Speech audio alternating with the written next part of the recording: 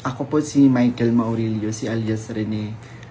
Una po sa lahat, hindi po ako binayaran, pinilit, tinakot or kinidnap ng Kingdom o ang kampo ni Pastor Apollo C. Kibuloy. Wala pong katotohanan yung mga claims ni Senador Risa sa kanyang press con. Wala po ako sa pader ng Kingdom. 2019 pa po ako huling nakapunta ng Glory Mountain.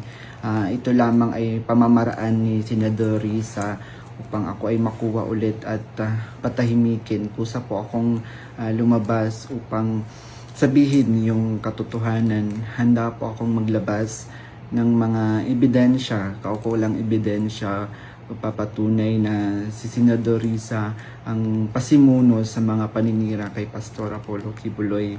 At handa po akong sa anumang mga legal na proseso. Senador Risa, hindi ako nag-text ng anuman sa'yo.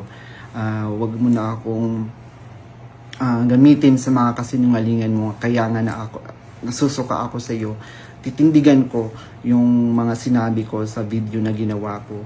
Kusang loob ko itong ginawa para matahimik na yung konsensya ko. Uulitin ko po, hindi po ako binayaran, pinilit, kinidnap ng Kingdom o ang kampo ni Pastor Apollo Kibuloy.